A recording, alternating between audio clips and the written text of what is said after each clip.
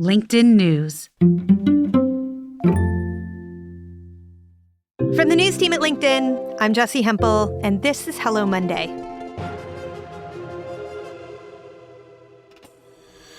Now, before we start the show, I want to remind you that in just 1 week, my book launches. It's a memoir called The Family Outing. It's all about how everyone in my family found a way out of a closet and toward each other.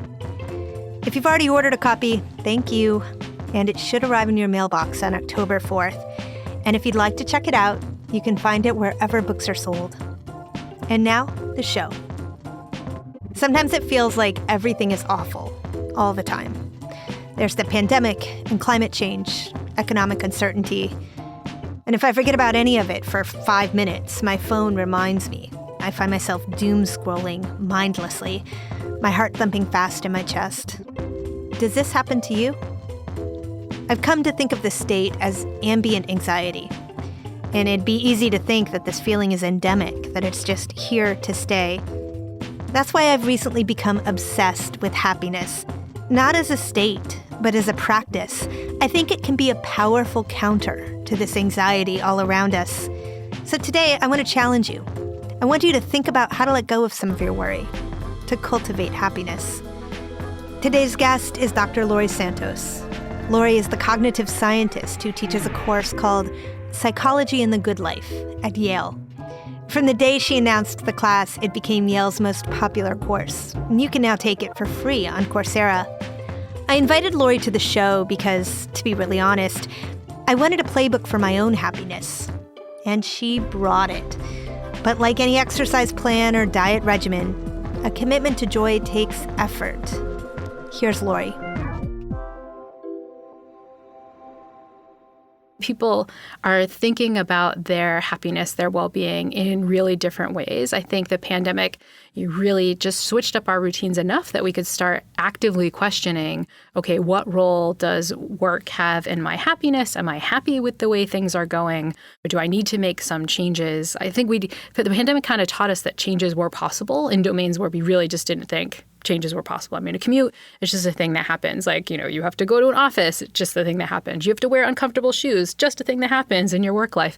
And I think in all these domains, we realize, actually, maybe that's not a given. Maybe I can switch things up in ways I don't expect. Over the weekend, we were with friends and somebody piped up just out of nowhere, did the pandemic kill high heels for you? And every woman looked around and was like, yeah, I haven't worn them in 2 years. I'm never going to wear them again.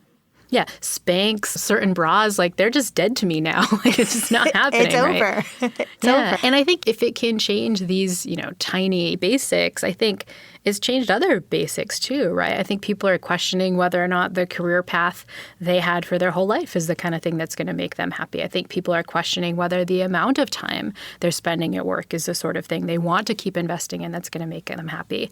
I think people are questioning whether the goals they had for work, making a certain kind of money, hitting certain kind of accolades, people are questioning whether those are a given. And so I think it's just brought into stark relief this idea that none of the things that we thought were mandatory, given that we had to do, none of those things may be set in stone. And it really opens up the possibility of changing those things around. And I think with that comes some anxiety, right? Because, Right. Open space uncertainty can be kind of scary. And I think that's the kind of thing a lot of us are going through right now. Is there an assumption that we make at this moment in our culture that we should be happy?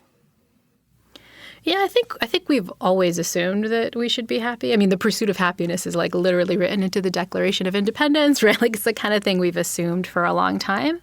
And I think it's a reasonable assumption. We can ask, what's the purpose of life? I think, one answer to that question is that we'll have a life filled with positive emotion. We'll have a life filled with meaning. We'll be able to live a good life, right? And so I think pursuing happiness is something that we've wanted to do for a long time. We've assumed is, part of a good life.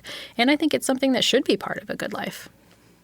So we're going to unpack that a little bit, but I want to back up a second, Laurie, and talk a little bit about how you personally got to the study of happiness, because this is not where you began. In fact, you began studying something else I care deeply about, canines, right? That's right. I was broadly kind of interested in this question of what makes the human mind special, and studied that both with canines, with dogs, and also with monkeys. We were really interested in this question of what makes the human mind unique. But for, almost 20 years, I've been teaching at Yale and teaching undergraduate students. So, I kind of saw what college life was like, but, maybe at the front of the classroom. I wasn't really in the trenches with students. But all that changed when I took on a new role on campus when I became a head of college, where in this role I was living with students. I lived with them on campus. My house was within their quad. And I was seeing college student life up close and personal. And honestly, I did not like what I was seeing. I was seeing this mental health crisis. Right now, today, nationally, over 40% of college students report being so depressed it's difficult to function. Over 60% report being overwhelmingly anxious. More than 1 in 10 has seriously considered suicide. These stats are scary. And I think for a podcast that's thinking about work, even if the college students that I work with right now aren't in the workforce in 5 years' time, those are going to be all of our colleagues, right? With these statistics that are just so scary. And so when I saw this happening, I was like, first of all, I was shocked. I just didn't know the statistics were as bad as they were. But second, I was like, we're not teaching these students to be prepared to go off in life in the way we were assuming as college professors. We really need to do something about this crisis. And so that was where the class came from. I was trying to pack together all these strategies that we know can improve people's happiness and teach them to my students so that they could use them in their own lives. Well, Laurie, a very basic question. Were our grandparents happier than we are?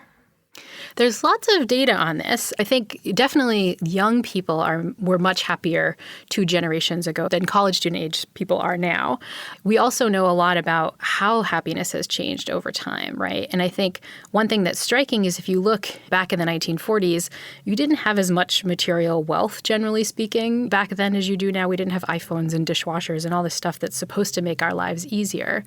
And what you found is that over time, we've on average gained in material wealth, but we've gone down a little bit in overall self-reported happiness, and we've way gone up in terms of people's mental health disorders. So what you see is that happiness has slightly gone down, assorted mental health maladies have gone up, and this is at a time when our overall standard of living is supposed to have gone up. So something's not right.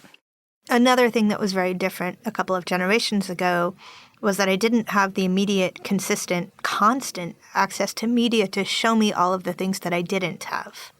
That's right. I think, social media, is just a tool, right? We could use it in all kinds of different ways, but often we're using it to become incredibly jealous of the kinds of things that other people have, to feel inadequate all the time. I think the news cycle is also something that's in our face all the time. And, back in our grandparents' day, it would hit us, maybe once a day when the newspaper showed up, or depending on how old your grandparents are, once a day when they watch, the 6 p.m. news. Now it's, literally notifying us, probably while we're having this conversation for the podcast. If I looked at my phone right now, I'd have some notification of some bad news that was happening somewhere. And so I think we don't have as much control over this negative information coming in than we did back in the day. I think about that as ambient anxiety, and I feel like the ambient anxiety is constantly, it's like the volume is being turned up on it. Just when I think it couldn't possibly be louder, it screeches a notch louder. And I think we are also experiencing ambient anxiety that comes from, a reduced attention span, right? It's not just many more anxiety-provoking things. It's like our mind is flitting from this thing to this thing to this thing to this thing. It's really hard to focus and pay attention. And I think just that lack of focus, there's evidence that a wandering mind is an unhappy mind. A wandering mind is an anxious mind. And we've kind of created minds that wander even more than they used to probably 50 years ago. So when you're working with students, which you have now done for quite a while, close to a decade, right? That's right. So when you're working with students, what are the tools that are most impactful for them that come out of your class? Well, one of the biggest things we teach students in the class is that we often have incorrect notions about the kinds of things that make us happy. It's not that we're not trying to be happier. I think a lot of us are putting a lot of effort into being happier, but we're just not getting anywhere. For example, I think a lot of us think money, accolades at work, material possessions, those are the kinds of things that would make us happy. Or we put our happiness in arriving somewhere. Someday I'll get married and I'll feel happy, or I'll get that promotion and I'll feel happy. This is what researchers call the arrival fallacy. It's kind of a happily ever after fallacy. I'll get this thing and then I'll be happy. But if you look at how happiness really works, and you do that by studying happy people, what makes them really happy, what you find is that it's none of that stuff. It tends to be different behaviors and thought patterns than we expect, like the simple act of being a little bit more social. There's lots of evidence that happy people are incredibly socially connected. They're also really other-oriented. Happy people tend to spend more time on other people. Controlled for income, happy people donate more of their money to charity than not so happy people. There's also lots of evidence that happier people tend to prioritize their time over their money. Lots of fantastic work coming out on this topic of time affluence, this subjective sense that you're wealthy in time. The opposite of what many of us feel, especially nowadays in COVID, which can be better described as time famine, where you're literally starving for time. That connects to something that we have seen at Hello Monday, which is that many people have shifted the way that they're making their job decisions. And rather than climbing the corporate ladder, they're making decisions that prioritize their time, even when it means a lateral move at work, even when it means sometimes like a dock in pay. They're going back, they're leaving being managers to be independent contributors, for example, because they get more control over their time and they can spend the extra time with family members. I don't know that I believe that that is permanent or that that is just a reflection of the moment that we're in, but it speaks to the collective recognition of time affluence. And I think that it's great advice from the perspective of the science. There's so much evidence that if we can spend our money to get back time, we'll actually be happier. And there are ways to do that without changing your hours of work. If you have the privilege of having discretionary income, you can hire someone to help with cleaning. You can hire someone to help with unwanted tasks. You can even reframe something simple like, going out and getting curbside pickup or, getting a restaurant delivery as something that can improve the amount of time you have, which can kind of just, relax you. Like, when I went out and bought that pad thai, I'm saving 2 hours. Like, what a breath of fresh air to have that extra time. But there's also evidence that literally changing the amount of hours that you work can really improve people's happiness. Look at, culturally speaking, what are the happiest countries in the world, oftentimes ranked like Scandinavian countries like Denmark and so on. And they have limits on a work week. They go home at 3 o'clock and hang out with their family. They spend a lot of their free time engaging in clubs and things like that. They have time to be social. And so I think as Americans have prioritized money over time, the Danes have prioritized time over money. And, it shows in every self-reported measure of their happiness. They're just much happier than we are. Just to push back on you just for a second on Danish culture, any of these Northern European homogenous cultures, they also have a basic underpinning of wealth. So yes, they're prioritizing time over money, but that's because money is a given, which is so completely not understood to be true in a place like America. I think that's right. And then I think there are also other structural differences in Denmark versus the United States, right? One of them is that there's a lot less inequality, in part because people pay a lot of money in taxes. But the tax money that's collected often goes to evening the playing field so that lots of people can have time, right? It's just a very different way of thinking about time and social justice and equality than we have here in the U.S. But a lot of those differences wind up meaning that the Danes, just in terms of their time budgets, have more time. And there's evidence that that alone can really improve happiness. For example, the researcher Ashley Willens also has some studies showing that one of the hits of poverty on your happiness might actually not be a hit of not having enough money. It might actually be a hit of not having enough time. If you look at low-income individuals in the United States, often they're working multiple jobs and so on. They're monetarily poor, but they're also time poor. So it's not clear what might be doing the biggest hit to people's well-being. It could just be this lack of time. I love that you're highlighting that. You talked about the flitting nature of attention. I have this sense that the tech tools that we have right now, in the moment they are in their design, do sort of push us to constantly switch our attention and to do so in a way that we are comparing ourselves constantly to everyone else. How do you address that with young people? Yeah, it's hard, right? Because technology is just a bunch of tools, and some of those tools are great. I think especially during the pandemic, I think we learned to appreciate things like Zoom and the fact that we could connect with people, especially in the midst of, the worst of lockdown. But these tools also have downsides. And one of the strategies I give my students is to try to pay attention to how they're feeling after using technology. I actually steal a technique that I have gotten from the journalist Catherine Price, who has this lovely book called How to Break Up with Your Phone, where she argues we don't necessarily have to break up with our phone, but we need to take it to couples counseling. A strategy that she recommends is an acronym she calls WWW, which stands for what for, why now, and what else. So let's say you find yourself on, you're just like looking at your phone in the way that we do, like, oh, I've just like got my phone in my hand and I'm using it. That's when she says you should use WWW. What for, right? Like, what was I picking this up for? Was I checking my email? Was I checking the weather? Did I have a purpose? Why now, right? What was the trigger that caused you to pick it up? Often it's an emotional trigger. I was bored. I was anxious. I was, feeling something nasty, and that's the solution, right? Why then?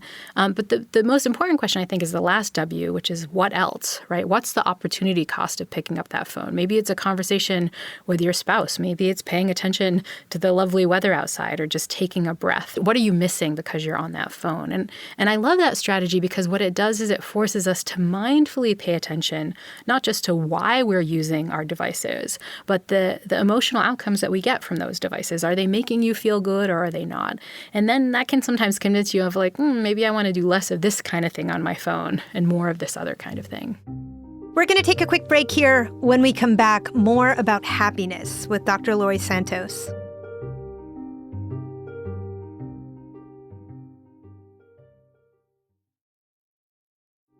And we're back. So if you've listened to this show for a while, you've probably heard the story. In 2011, I had a terrible breakup. I was so miserable, so unhappy that my friends Aaron and Amelia realized they needed to stage an intervention. I mean, it was bad. Aaron and Amelia suggested that for an entire year, we send an email to each other at the end of the day, listing 3 things we were feeling joyful about. We called it the Joy List. The Joy List worked really, really well, and I learned something wild about myself. The thing that makes me happiest? It's not money. It's not travel. It's my daily coffee ritual. I mean, coffee made it onto the list almost every day that year.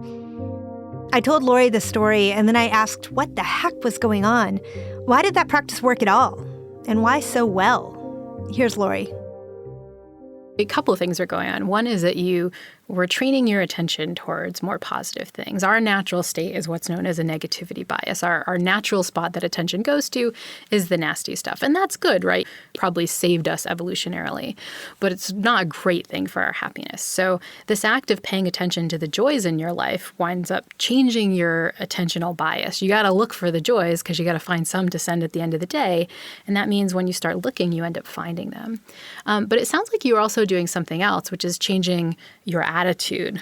You are developing a mindset of what researchers call gratitude. I mean, I guess what lay people call gratitude too. It's just this act of thankfulness. You're noticing and experiencing some gratefulness for the good things out there.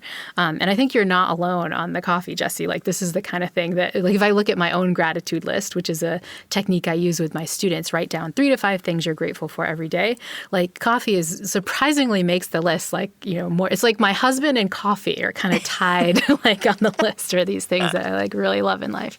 This act of writing down 3 to 5 things you're grateful for, there's evidence in as little as like 2 weeks, this can significantly improve your well-being, a small but significant boost in your well-being just through the act of paying attention to this stuff.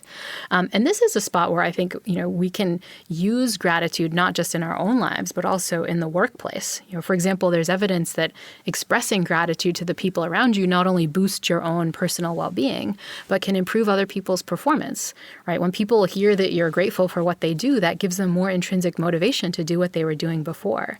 And it's often the thing that we don't stop and say. We can have coworkers who we're incredibly grateful for, or team members that, we really just have such like a sense that they're just such a blessing in our lives, but we often don't communicate that. And that means we're missing out on this opportunity to give ourselves this wonderful hit of joy and positive emotion, but also to help the people around us too. Yeah. I think that there's one piece that I had never thought of until the beginning of this conversation that also goes into that joy list. And that is that I sent it to someone that fostered a sense of community. And that community required a bit of exercise and didn't feel like it that year, right? But it forced it.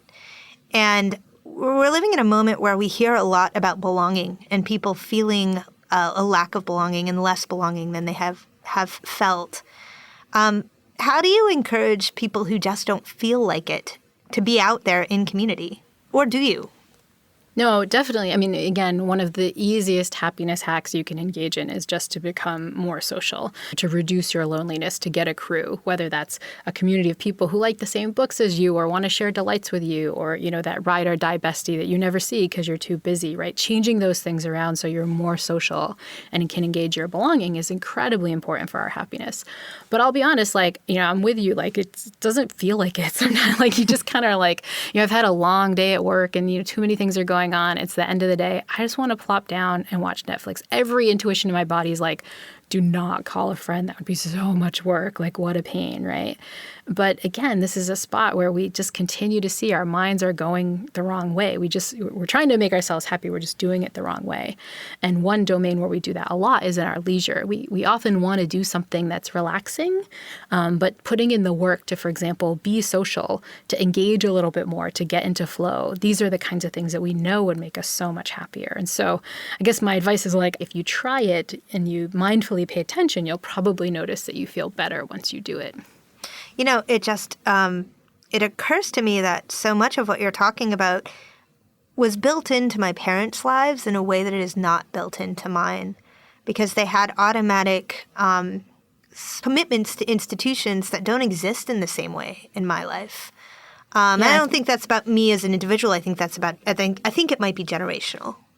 Yeah, there was a super influential book that came out, I think it was in 2000, by the political scientist Robert Putnam, called Bowling Alone. And he had this observation about leisure, which is back in the 1950s, people were in bowling groups. They would go out, with a team that they had a commitment to. They would bowl against other local players. But if you fast forward to the 2000s and the 90s, people weren't in bowling leagues. I think if you fast forward to now in 2020, people don't even bowl in bowling alleys. The last time I went bowling was on a Wii, by myself in a room, right?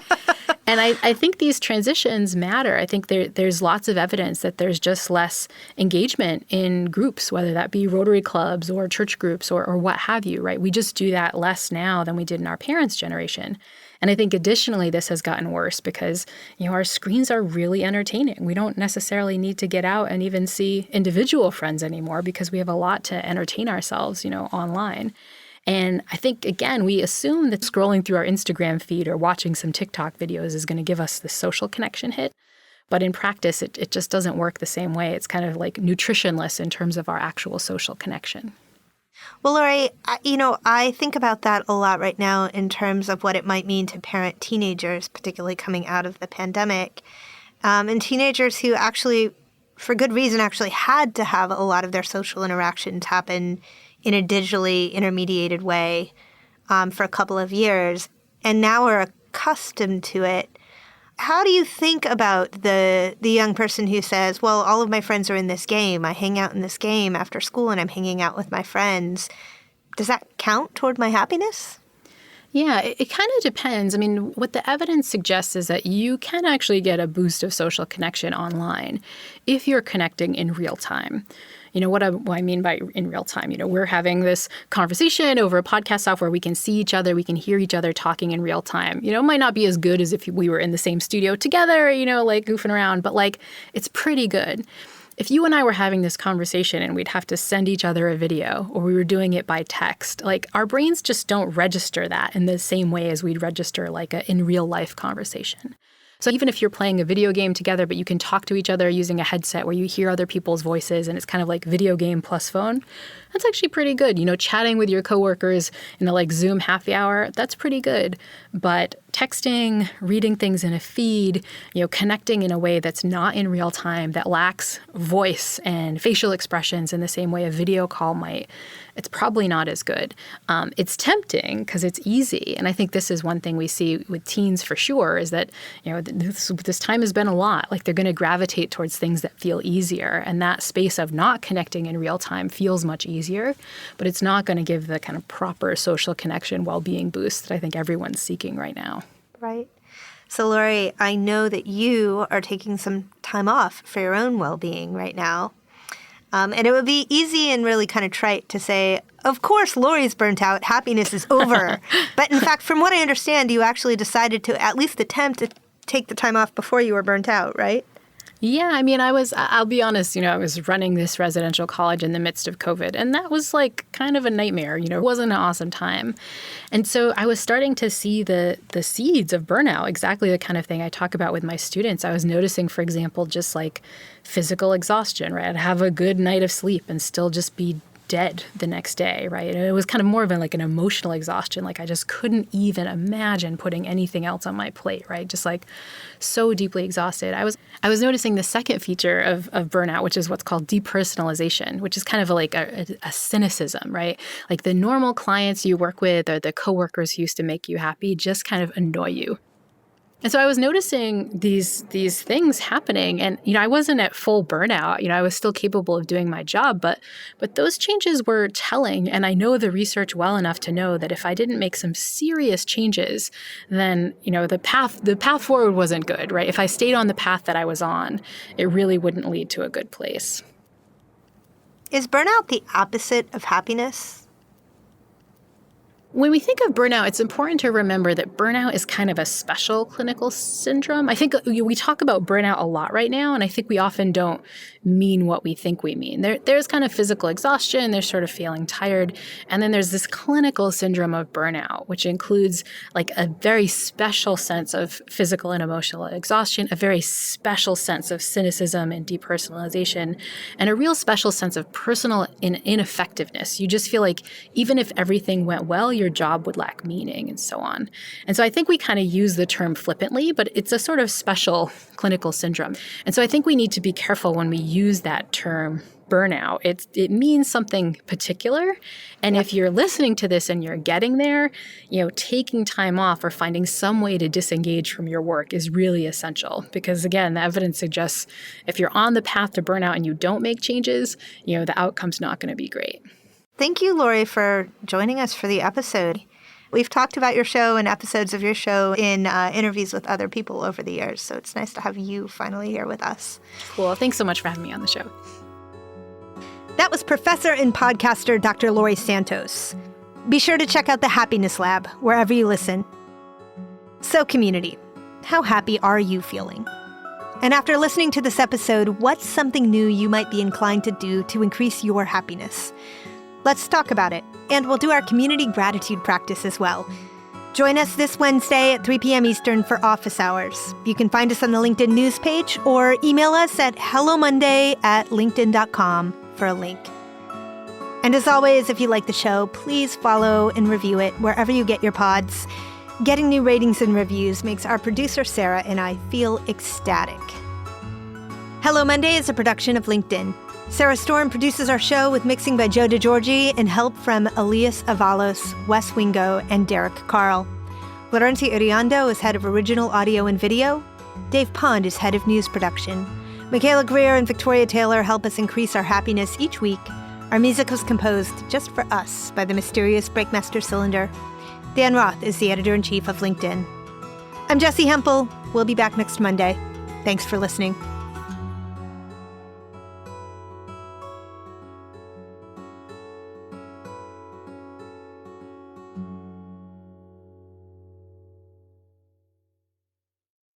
Hey, Jessi. Hey, Sarah. So we just recorded all that VO. What are you feeling grateful for right now? I'm tired today. But 3 things. 1, a producer who's totally on her A game. Kind, thank you. 2, I love the week before Labor Day. And that's the week it is this week. Everything's so quiet, but it's about to begin. Mm-hmm. And 3, coffee. Definitely coffee. What's the coffee of choice today? Almond milk cappuccino. Delicious. Enjoy.